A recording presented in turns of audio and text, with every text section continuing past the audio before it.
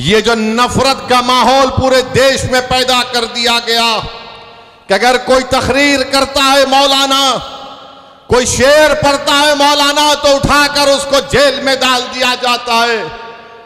میں پوچھنا چاہتا ہوں گجرات کی سرکار سے کہ تم نے ایک مولانا کو پکڑ کر ممبئی سے پکڑ کر گجرات لے کر گئے، مگر وہی گجرات میں کئی ایسے ویڈیو ہیں جہاں پر یہ ظالم لوگ ویڈیو میں آ کر کہتے ہیں کہ مسعود الدین اویسی کو گولی مار دیں گے، اس کی زبان کو کاٹ لیں گے، اس کی سر کو کاٹ دیں گے، مگر ان کو کوئی ہاتھ نہیں لگایا جاتا۔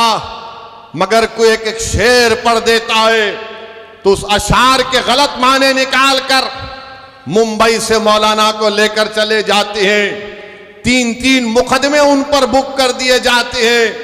مگر ہم بی جے پی کے لوگوں سے کہنا چاہ رہے ہیں، تم کیا کر سکتے؟ تم صرف جانی تو لے سکتے ہو نا، تم جانی تو لے سکتے ہو، اور کیا کر سکتے ہو؟ اگر میرے مقدر میں جو لکھا اللہ نے لکھ دیا وہ تو پورا ہو کر رہے گا، مگر جب تک ہم زندہ رہیں گے ہم باطل کو باطل کہیں گے، ہم باطل سے سمجھوتا نہیں کریں گے، ہم باطل کو خوش کرنے کے لیے اپنی پالیسی کو لچکدار نہیں بنائیں گے۔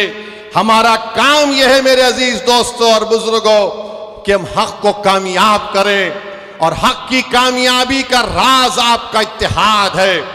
یاد رکھیے کب تک آپ سیکولرزم کے نام پر ٹھگے جائیں گے، کب تک آپ سیکولرزم کے نام پر ان کو ووٹ دیں گے اور وہ بی جے پی کو بہار میں ستہ دیں گے؟ میں نے 2015 میں بھی کہا تھا تم سے، مگر تم نے میری بات کا یقین نہیں کیا۔ میں نے 2019-20 میں بھی کہا تھا، مگر آپ نے میری بات کو نہیں سمجھا۔ کم سے کم اب تو سمجھ جاؤ۔ یاد رکھو تم اپنے مقدر کے فیصلے کر سکتے ہو، تم میں اتنی طاقت ہے کہ مستقبل میں تمہارے حق میں جو فیصلے لیے جائیں گے تم خود اس کو کر سکو گے۔ اگر آج آپ متحد ہو کر اپنے ووٹ کا استعمال نہیں کریں گے تو نقصان آپ کا ہوگا، نقصان سیمانچل کی غریب جنتا کا ہوگا۔ یہ آواز کو اٹھنا چاہیے میرے عزیز دوستوں اور بزرگوں۔ آپ دیکھتے ہیں کہ بھارت کی پارلیمنٹ میں ہر مسئلے کے اوپر مجلس اتحاد المسلمین کے اراکین پارلیمان اپنی آواز کو اٹھاتے ہیں۔ کشن گنج میں علی گڑھ مسلم یونیورسٹی کا مسئلہ مجلس کے ایم پی اٹھاتے ہیں۔ مساجد کا مسئلہ 500-600 سال کی مہرولی کی مسجد کو شہید کر دیا گیا، کیا آپ کے کشن گنج کے کانگریس کے ایم پی نے منہ کھولا؟ نہیں بول سکے۔ کس نے بولا؟ مجلس اتحاد المسلمین نے اس کی آواز اٹھائی۔ آپ دیکھتے ہیں بلقیس بانو کا مسئلہ ہوا، کس نے پارلیمنٹ میں اس کا مسئلہ اٹھایا؟ مجلس نے اس کو آواز اٹھائی انصاف کے لیے۔ تو میرے عزیز دوستوں اور بزرگوں، میری آپ سے صرف یہی اپیل ہے کہ آنے والے لوک سبھا کے چناؤ میں آپ متحدہ طور پر ایک اچھا فیصلہ لیجئے۔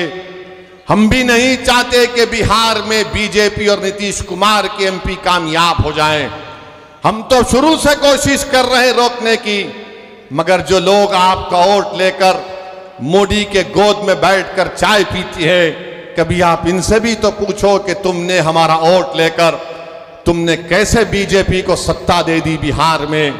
میرے عزیز دوستوں اور بزرگوں، آپ دیکھ رہے ہیں کہ کیسے کس طریقے سے کبھی ہماری مساجد کو نشانہ بنایا جاتا ہے، کبھی شریعت نے مداخلت کی بات کی جاتی ہے۔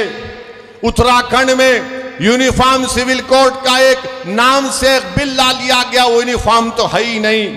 اب نہیں معلوم نتیش کمار کیا کرنے والے ہیں، بی جے پی کے ساتھ مل کر بیٹھے ہیں۔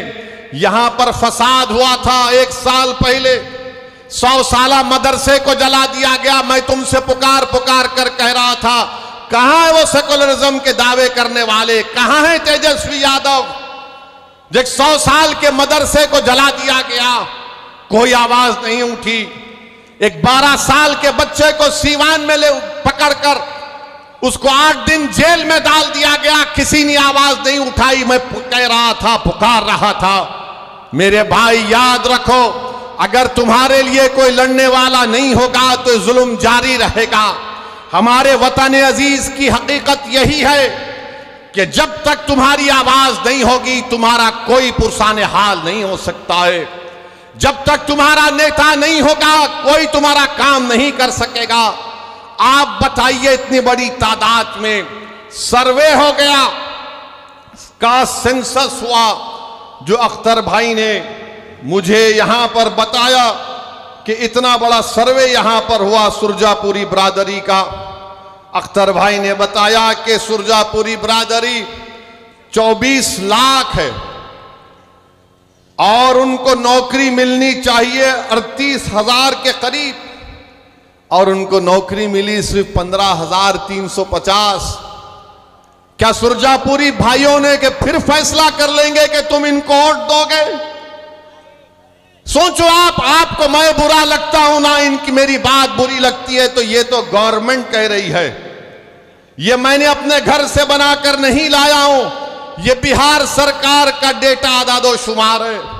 ہمارے شیرشاہ وادی بھائی جن کی آبادی 13 لاکھ ہے، ان کو نوکری ملنی چاہیے 20,421 اور نوکری ان کو ملی صرف 5,734۔ میں ہمارے غیور شیرشاہ وادی بھائیوں سے پوچھنا چاہ رہا ہوں، تم کس کو اپنا ذمہ دار کھڑا کرتے ہو؟